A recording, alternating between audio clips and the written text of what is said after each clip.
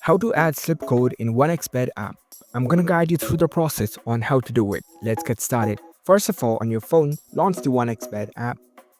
After you are in the app, make sure that you are logged in with your account. Once you are logged in, you will see this kind of app interface. Now, in order to add slip code, here in this home screen, in the bottom center, you can see the bet slip option. Tap on it. Once you are in this bet slip page, in order to add the bet slip code, if you want to create the bet slip first, here you can see create bet slip option. Tap on it. You can select the stake, you can select the desired winnings, select your desired times, select the sport categories where you want to place a bet, and also select the outcomes. Once you select according to your needs, you can tap on this create button. Now the bet slip has been created. You can place a bet right now, or if you want to save this bet slip, at the top right corner you can see the three dots icon. Tap on it. Select the save bet slip option. Your bet slip has been saved and it has given you with the bet slip code. You can tap on this copy button.